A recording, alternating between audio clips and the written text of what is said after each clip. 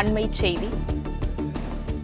2 மாதமாக பாமகவில் நடைபெற்று வரும் நிகழ்வுகள் தன்னை மிகுந்த மன உளைச்சலுக்கு கொன்று சென்று விட்டதாக அன்புமணி ராமதாஸ் அறிவித்திருக்கிறார். இதுகுறித்தான முழு விவரங்களையும் வழங்கவிருக்கிறார் செய்தியாளர் பாண்டியராஜன். பாண்டியராஜன், வணக்கம். இது குறித்தான முழு விவரங்களையும் வழங்கலாம். சென்னை சோழிங்கநல்லூரில் பாமகவினுடைய ஐடிவின் நிர்வாகிகளிடையேயான அந்த கலந்தாய்வு கூட்டம் இன்று அன்புமணி ராமதாஸ் தலைமையில் நடைபெற்றது. அப்போது 2 மாதங்களாக கட்சியில் நடைபெறக்கூடிய நிகழ்வுகள் தனக்கு மிகுந்த மன உளைச்சலை ஏற்படுத்தி இருப்பதாக நிர்வாகிகளிடையே அன்புமணி ராமதாஸ் பேசியிருப்பதாக தகவல் வெளியாகி இருக்கிறது. மேலும் தினமும் தூக்கம் வராமல் தவித்துக் கொண்டிருப்பதாகவும் நிர்வாகிகளிடையே தெரிவித்திருக்கிறார்.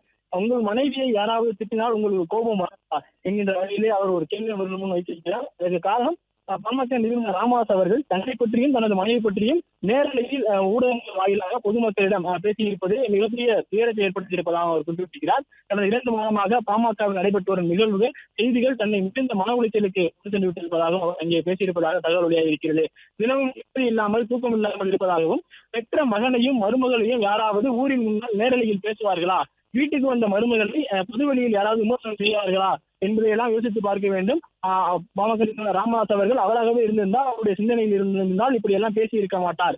எனது மனைவி பாரம்பரியம் மிக்க அரசியல் குடும்பத்திலிருந்து வந்தவர் எனவும் அவரை பற்றி கூட விமர்சனம் செய்திருக்கிறார்கள் எனவும் அவர் தெரிவித்திருக்கிறார். குறிப்பாக உங்களுடைய மனைவியை யாராவது திட்டா உங்களுக்கு கோபம் வராதா, கட்டாயமாக வரும், எனக்கு வருகிறது, ஆனால் நான் எதுவும் செய்யாமல் இருக்கிறேன் என்கின்ற வகையிலே அவர் மனந்திறந்த நிர்வாகிகளிடையே பேசியிருப்பதாக சொல்லப்பட்டிருக்கிறது.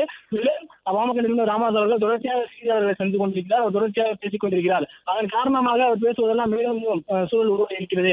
ஆனால் நான் பேசாமல் இருக்கிறேன், தெளிவு பிறக்கட்டும் என்பதற்காக காத்துக் கொண்டிருக்கிறேன் என தெரிவித்திருக்கிறார். மேலும் பாமக நிறுவனர் அவர்கள் பற்றியும் தனது மனைவி பற்றியும் அந்த பேட்டியில் பேசிய அனைத்து விஷயங்களும் 100% பொய் எனவும் நிர்வாகிகளிடையே அன்புமணி ராமதாஸ் அவர்கள் தெரிவித்திருப்பதாக தகவல் வெளியாகி இருக்கிறது.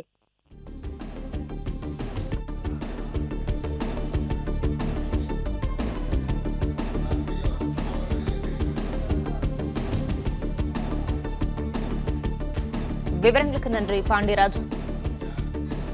பிளே ஸ்டோர் மற்றும் ஆப் ஸ்டோரில் இருந்து பாலிமர் செயலியை QR கோடு மூலம் பதிவிறக்கம் செய்யுங்கள். செய்திகளை உடனுக்குடன் பெறுங்கள்.